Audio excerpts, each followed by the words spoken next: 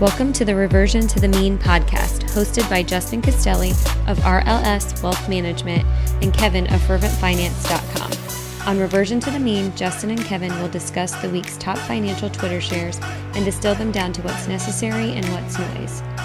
This podcast is for entertainment purposes only. Nothing discussed on this podcast should be considered professional advice. The opinions expressed by the hosts are theirs and theirs only. Welcome to Reversion to the Mean, episode 35. We're back after taking a week off last week. How's it going, Justin?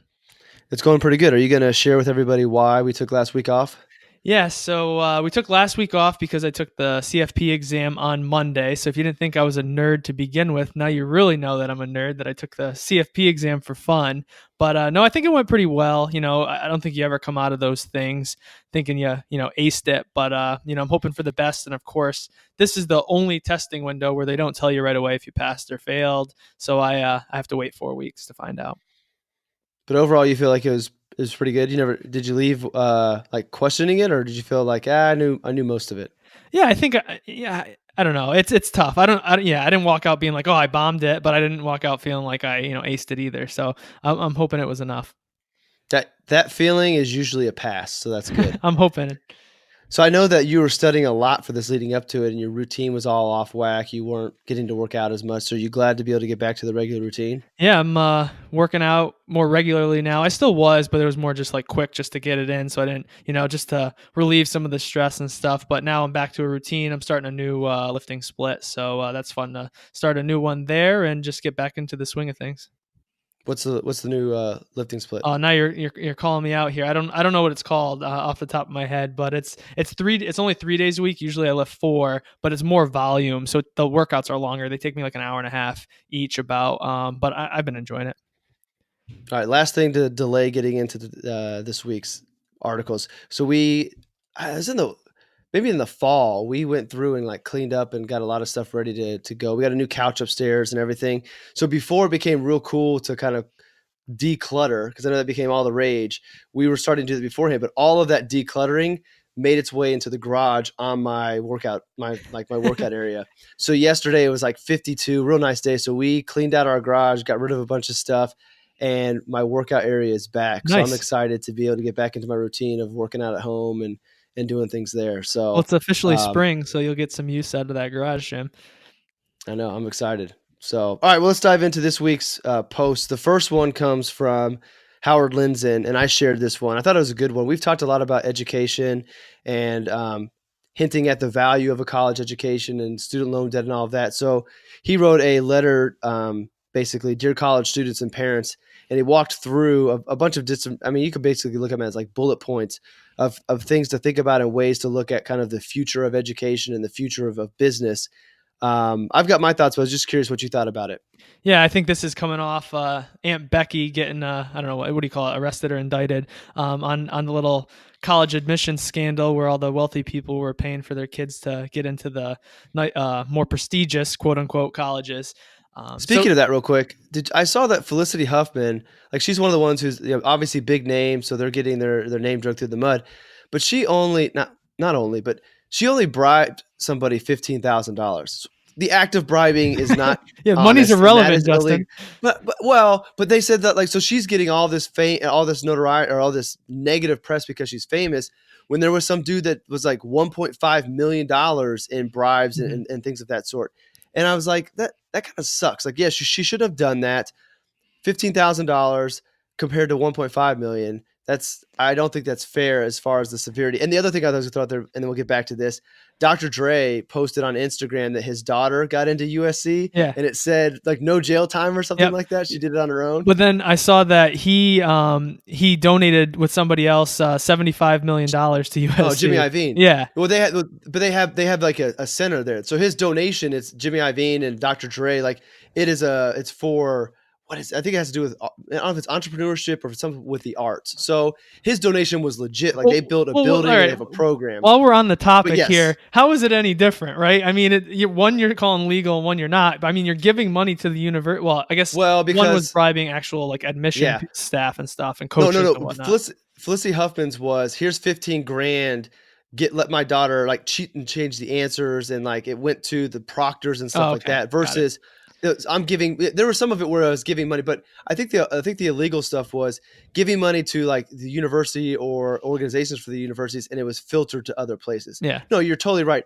Yes, he didn't bribe anybody to get a daughter in, but it sure as hell Yeah. helped that dad has a building on campus. But I Yep. still like that he put that. I mean, I'm a big Beats by Dre. I'm a big Dre fan, so I just like that he did that. Yeah. Anyways, back to Howard. Sorry. Yeah. I follow Howard a little bit. I know he's heavily involved in like fintech and tech in general. But so a lot of his advice to college kids is learn to code. If you can't code, learn to write. And if you do know how to code, still learn to write. Build a network, which I think is applicable to everyone, no matter if you're in college or not. And just kind of stay on top of the technology. I guess all the kids are on Instagram now, so that's where people are building their presence. Where whether you and I do it on Twitter, and maybe other people do it on Facebook or whatever. He's saying get on Instagram. Companies are going to be on Instagram. That's going to be the new channel, and I guess that's where all the kids are communicating now. So yeah, he just has some few tidbits here to kind of give some advice to the younger folks. First off, you sound old. That's where all the kids are. Well, I use social media less and less. I mean, I basically only use Twitter nowadays, so I am an old man. The couple that I really liked was your network is your education. Invest in it always. So building your network, like you were talking about and highlighting. But I think of like Jamie Catherwood on Twitter. If you are on FinTwit, you know Jamie, but he is a young guy, kind of carved out his niche as the history finance buff, writing these great pieces. His hero is Jim O'Shaughnessy, and all of a sudden he's now working at O'Shaughnessy Asset Management, Yep. which is pretty cool. But Jamie has built out a huge network, and the Twitter network has been huge for me as well. So I do think that your network is very valuable, and it's an education in two ways, as far as knowing people, making those connections. But if you network properly, you're going to learn a lot from those people.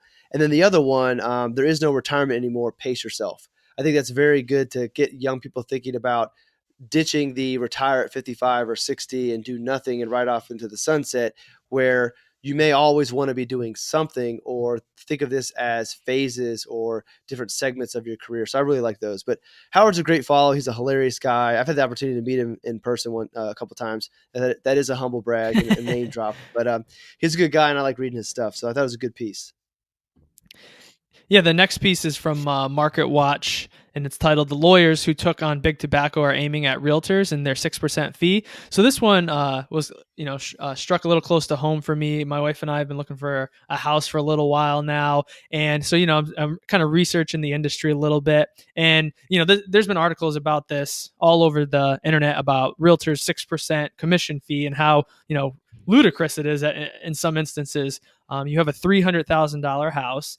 The sellers traditionally pay the commission, so 6% of $300,000 is 18 grand you're paying in a basically like a transfer tax for selling your house, and half of that goes to the seller's agent and half of it goes to the buyer's agent. Well, I understand the seller's agent is probably doing a lot of the work. They're getting the photographer, they're helping figure out how to stage the house, they're showing the house. So I feel like they actually whether the amount is too high or not, they actually do something to earn it. Where the buyer's agent just walks in the door and puts in an offer, and they're only putting in a couple hours at a time, and they're going to get 9 grand from that. It's just it's pretty ridiculous. And something I didn't know is the only negotiable part about this is if you're going to sell your house, you can negotiate with the seller's agent on whether that's a 6% commission. I guess some are going down closer to 5%. But that seller's agent still has to pay the buyer's agent 3% no matter what. That is like non-negotiable, which is pretty crazy to think about. I thought you would just, if 5% was agreed on, they split that 50-50, but that's not the case. So the buyer's agent is kind of, that's where it's a little weird to me on how that works, because they might not put in any effort whatsoever, just submit a offer from their computer, and next thing you know, they're collecting 9 grand. Good for them. But there was one thing in this article that I really liked, and it's how this is done in Australia and England. I guess the sellers and the buyers pick their own brokers. and they pay them whatever they negotiate. So, if I'm buying a house and I want my agent to show me houses and they're going to negotiate the contract for me and all that, we agree up front. It could be a flat fee or a percentage or whatever, and that's our business, and we pay them when we buy the house. Whereas, you're kind of working with this, you're stuck paying, the seller's paying the 6% no matter what, which is kind of outdated, I think. And it should be, you should pay what the realtor is worth in value, like any other industry. It shouldn't be 6% for everybody. It's definitely an old business model that is ripe to be shaken up. I don't like big class action lawsuits like this, though. I think it's annoying because they're going back to sue for over 20 of the largest listing services in the country over the last 5 years. I do think that I don't think they should be able to go back. Like, you signed the agreement, you knew what it was going into. The thing that I think is unfair is, with the exception of being able to negotiate a little bit, there's not much room for somebody wanting to sell their house to negotiate. Because what ends up happening is, if you don't list with a realtor, most realtors aren't going to show your house. So you've got to hope that you can attract people who want your house on your own, which technology is going to help that. And technology is going to be the driver that shakes this up, just like with investing. The fees have come down because of the introduction of technology, whether because it's easier and cheaper for advisors to do it, or you have the robos in the world that that are more competitive and allow the prices to come down. So I think that's it. But I've always thought it's crazy that they get that much pay, and not that they don't work hard, but I mean, if they have a good property, that property may sell itself. You just facilitated like the paperwork. Yeah. So it's a crazy. I don't know. It's a crazy that it's lasted this long. I don't think it will be that way in the future. I would like to see it be more kind of market driven and having more options and having the sellers and the buyers be able to negotiate more. And I think, we talk about people wanting to do flat fees and financial services. Yeah. I think that would be a good fix for this as well. For sure. And maybe have it also be based on time. So if the house sells real quick, then maybe you pay the realtor less because maybe that's the assumption is the house kind of sold itself. But then maybe on the other side, maybe it sold fast because the realtor did a real good job. Yeah. I don't know. I don't have the fix, but realtors will be having a different comp structure in the very near future. This is just the start. Yep. And the next piece you had shared from the Wall Street Journal was about Bitcoin. I haven't heard about Bitcoin in forever, so why'd you share this one? That's why I saved it. That's why I shared it. Just to bring it back up. Everybody was talking about it into 2017, into 2018, and obviously it crapped out. Another reason I wanted to bring it up was just that I don't think that because we're not talking about it as much anymore that we should stop and forget about it. This article in the journal talks about 2 other times that the price has fallen 85 and like 90% over a couple of years. So what we've seen recently is not abnormal. It's happened a couple other times. So I just wanted to just bring it back up there. And hey, it hasn't left because it's not all the rage and not everybody's talking about it at family dinners doesn't mean that it's not there and there aren't advancements going on. You have a luxury of, I've become real good friends with Tyrone Ross, and he is deep into the space and knows it very well. And when he starts to be pessimistic about it, then I will change my tune and I won't ever talk about it again. But from what he's seeing in the businesses he's talking to and the people that are in the space, there's still a lot coming through that crypto and blockchain that's not going anywhere.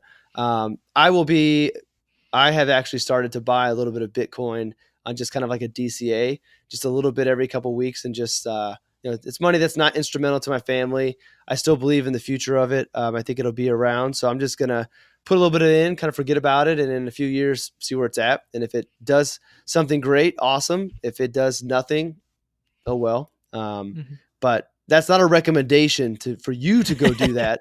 But I feel like I should be full disclosure that putting this here, it hasn't done real well. Maybe the bottom's not in, but I decided to buy a little bit on a regular schedule just for fun.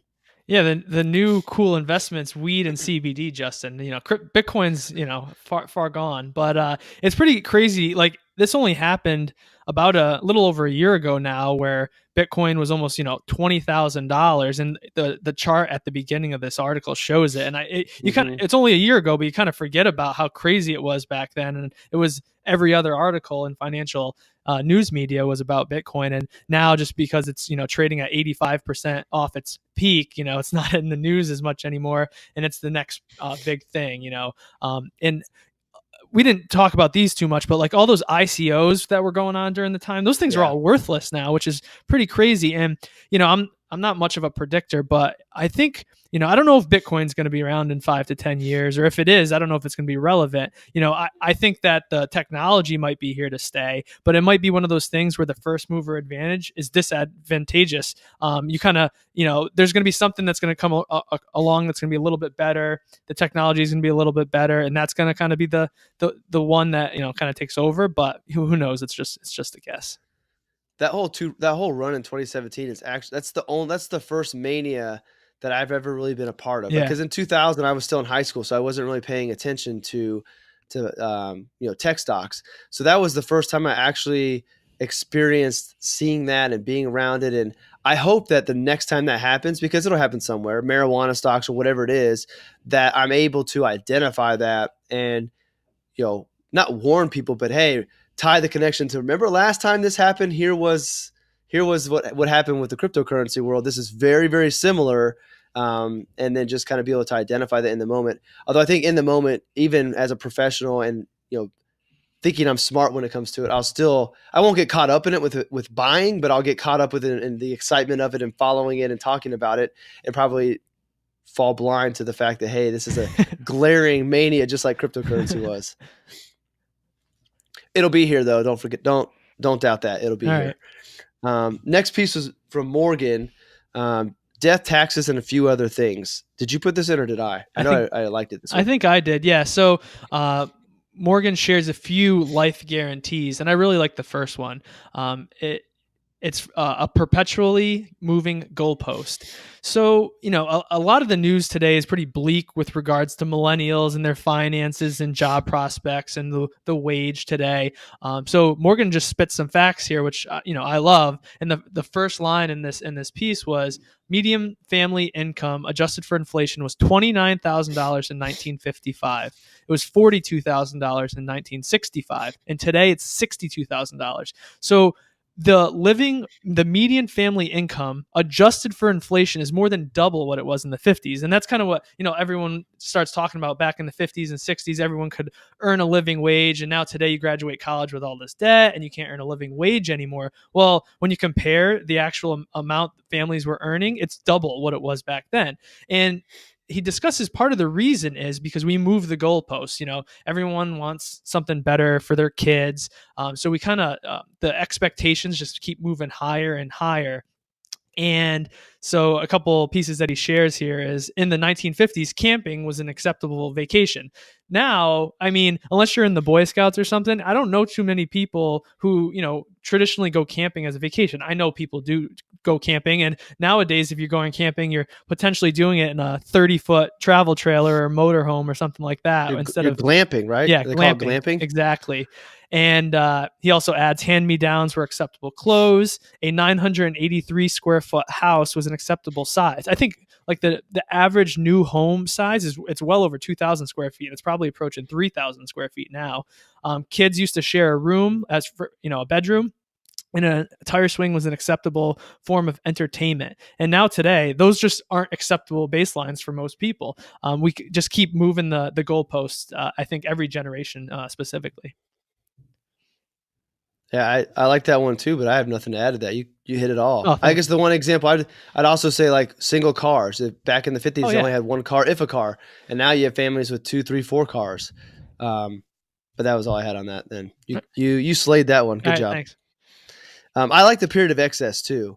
I thought that was a good one. The only one I didn't love was the economic policy, just mainly because I hate getting into like politics and stuff. So that one didn't speak to me as much. But with the excess, it's just kind of going back to like the bubbles and the mania and stuff like that. Like we go through those periods of time and we think we're going to remember that, and then we go back to being humans and get caught up with it, and that the excess is necessary basically kind of to reset the system, and that's always going to happen. So even if we try to remember it's necessary, it's going to happen. So I like the excess as well. He also talks about volatility and how that impacts things, that if there's not volatility, then we can't have growth, because eventually if the money's not growing without the volatility, people walk away, they sell, and that brings the volatility back. So those things will always be there. So the next piece you shared was from the bell curve, the easiest decade for DIY investors. And I shared this mainly because I know you're a DIYer, and I just wanted to DIYer. DIYer. Yeah, I always have trouble saying that. DIYer.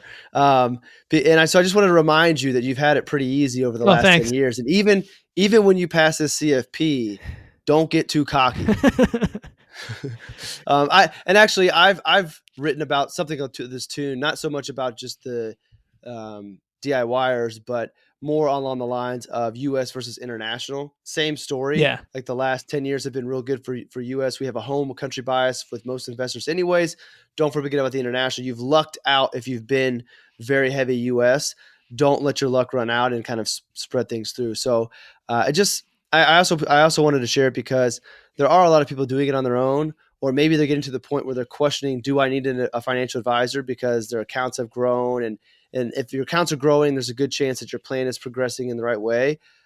Where a financial advisor has their greatest value is not during the up markets. Like, we can help with decision making and behavior, but when things get bad and you're trying to do it on yourself and you panic, that's when I think having an advisor is helpful. So I just thought it was good, just a reminder that things have been real good the last 10 years, and overconfidence is a bitch. So don't let it get you. Yeah, I liked that. I mean, she made me think of one thing that I didn't think of it this way. So most of people's financial net worth is within their 401k, and in your 401k, you only have limited options for what mutual funds you can invest in, and most of them tilt towards large cap U.S. stocks, and that's the S&P 500. So that period where the S&P 500 was up 397% from 2008, 2009 to today.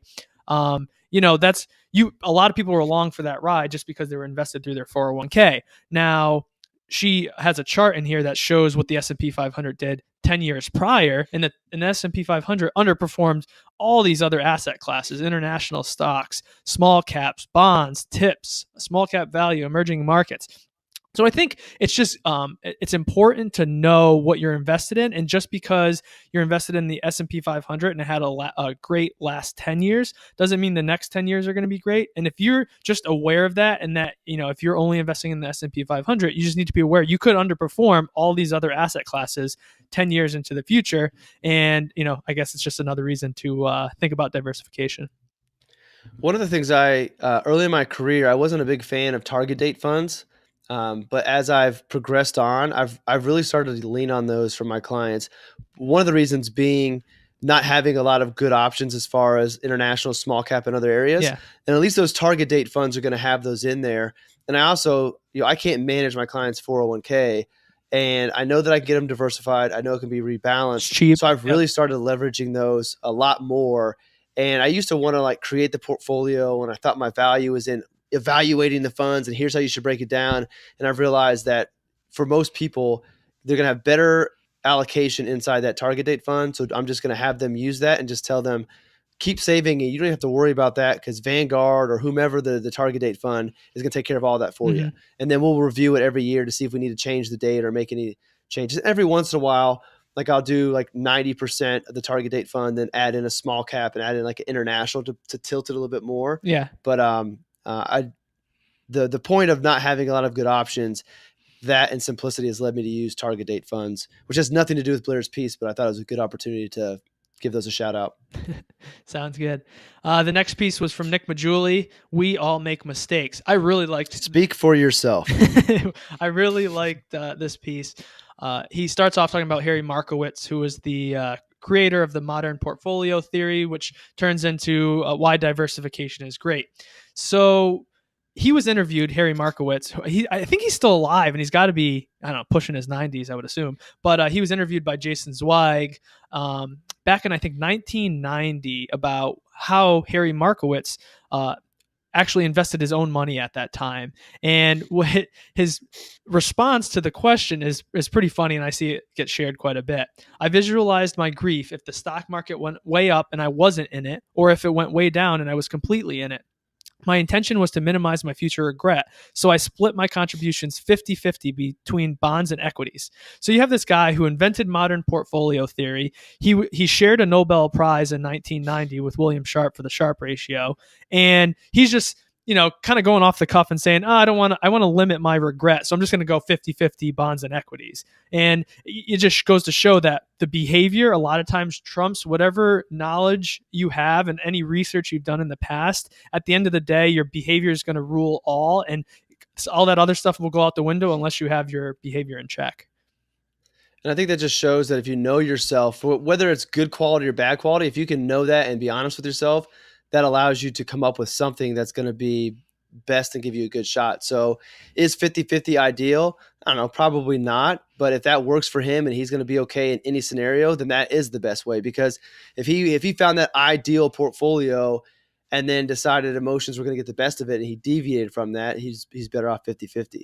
And then he gave us the update in 2017. You want to walk us through that? Yeah, it's pretty nuts. So I'm assuming, I'm just going to assume he's 90 years old at this point. So any money he has right now is just probably, for charity or his heirs.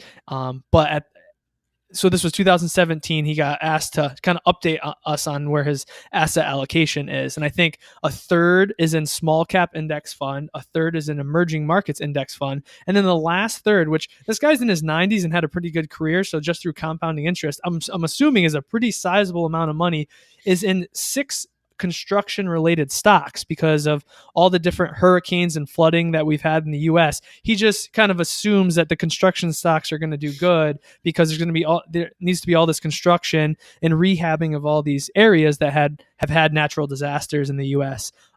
He had no analysis to support that whatsoever. He's the father of modern portfolio theory, and he's just saying, I think construction companies are going to do good, so I'm going to put a third of my net worth into six names in that industry, which is pretty crazy to think about.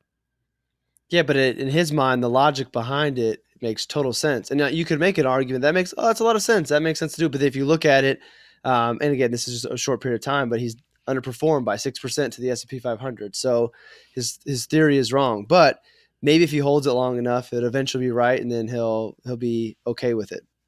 I guess go ahead. This is the whole thing of, do as I say, not as I do. You have the smoking doctor and whatever else. But it's just kind of funny, not funny, but to think about someone who's so sophisticated when it comes to investing, and it kind of takes us a very, very simple and maybe not the best approach to allocating their portfolio. And I like how Nick took it a next step and started talking about mistakes just in life in general. And I like when we can take the finance and apply it to life and make it a bigger lesson.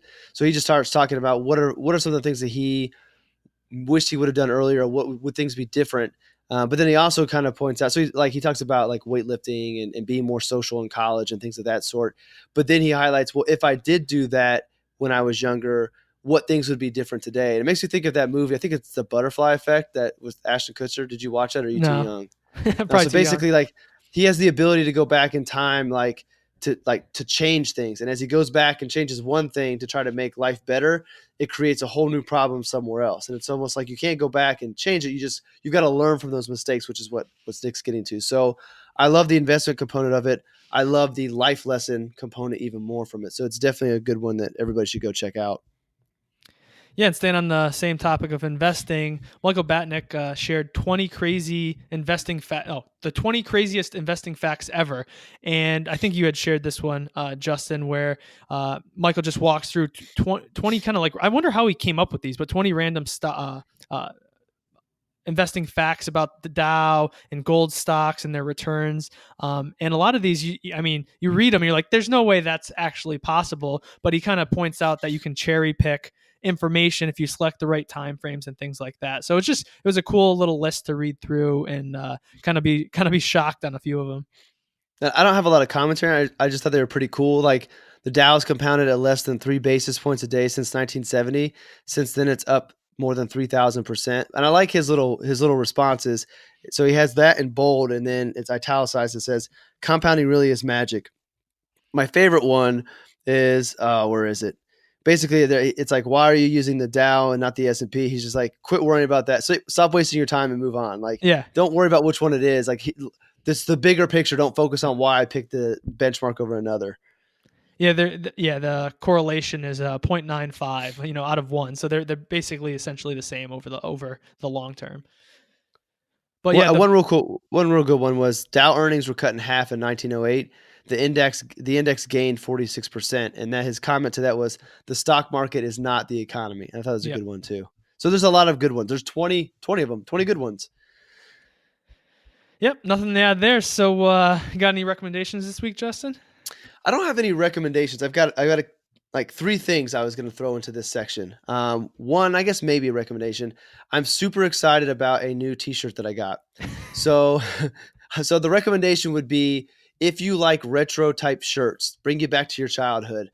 Pacific Sun and also Urban Outfitters have great kind of like T-shirts. So I've gotten a handful of like hip hop shirts. Like I got an Ice Cube shirt, I got a Wu-Tang one, but the newest one I got, and I actually went and ordered a second one to make sure I had for the long term, is from White Men Can't Jump. White Men Can't Jump is my all-time favorite movie, and it's a T-shirt that just has a scene from the movie where Woody Harrelson's driving on Wesley Snipes. And I had no idea that when I got it, and then I just thought it was a black T-shirt with the image. And when I get the shirt the other day, I open it up, and on the back it says "White Men Can't Jump" real big in the colors from the movie. So I'm super excited about that shirt because I'm going to Santa Monica this week to go to Dimensional Funds for a study group with some other advisors, and I am staying intentionally at the Shangri-La, No which way. which is where Billy Hoyle, Yeah. That's Woody Harrelson's character. That's where Billy Hoyle stays. So I'm staying at the hotel because it's 1 block over from Dimensional Funds. Nice. And I'm half tempted to go down to Venice to go to the courts. So I think Dimensional Funds is a pretty conservative company. Like they're good people there. I'm considering wearing my White Men Can't Jump T-shirt to Dimensional Funds on the second day for my study group. Go for it. I don't know how that'll be received. So I'm excited for that shirt, and I also think if you like those types of reminiscent type of clothing, check out Pacific Sun, which I never thought at 37 I would rep Pacific Sun, but I am. Working out in the garage is another thing I'm excited for. We already hit on that. And then the other thing is for my trip, I'm notoriously a overpacker. Like I usually have a couple extra outfits just in case I get up one day and what I put on I'm not feeling. I want to have a backup. So I usually have a lot of bags and shoes. Like I bring too many shoes. Well, Patrick O'Shaughnessy shared this brand of bags. It's AER. And I got one of their travel bags, and it's basically a backpack that you should be able to get all of your clothes. It's got a spot for shoes in. So I'm going to try. It's only overnight, so surely I can get all my clothes and laptop and everything in this one bag. But I'm excited to give that a try to see if I can condense my packing down and be more efficient. So I may in the future have a recommendation for AER. Right now, I'm just putting it on the radar. What do you got? Best of luck with your packing, Justin. So I only have 2 things to say. Number 1, I did my taxes yesterday. You only have 3 weeks left if you want to get them done on time. So carve out the time if you haven't yet. And then the second thing is if you're a fan of basketball, just try to watch Zion Williamson on TV over the next, they're playing tonight, over the next couple weeks if Duke keeps winning. I don't like Duke at all, but Zion Williamson is just amazing to watch. So carve out a little bit of time to watch Zion, or at least some highlights the next day. And I'm a Tar Heel fan. So like Duke is, I can't like them, but I do like Zion. And I'll tell you the reason I really like him. Take out the athletic ability and how good of a player he is. Like he genuinely loves the game. Oh yeah. And he seems like he is an amazing teammate. Like I love that aspect because to be that good, you could be a dick and like not care. And when he hurt himself, he could have not come back. But now he's here trying to win a championship. And there's a picture that just that shows everything I just talked about. It is from the first game. I think it's Barrett's going up for like a reverse dunk. Oh, and this picture kind of went viral. And he is 40 inches off the ground. Like it almost looks like he's levitating, but he's so excited his teammates getting this dunk and he's jumping up celebrating. I just thought that was so cool. Yeah. So I would second seeing Zion play. I was bummed that Ja Morant from Murray State got put out. He was another fun one to watch. Yeah, it's tough not to like Zion, but that's all I have for this week. All right. Well, thank you everybody for watching. If you're watching on YouTube and listening, if you're listening to the podcast, you know the drill. allaboutyourbenjamins.com, ferventfinance.com for all of the show notes to the articles and the recommendations or things we're excited about. I'll put my t-shirt there in case you want one. Be sure to give us some likes, subscribe, share us, get us around so we can get more people listening and have more fun. You can also find us on Twitter to let us know if there's anything you want us to talk about in the future. So thanks for listening, and we will see you all next week. Have a great week.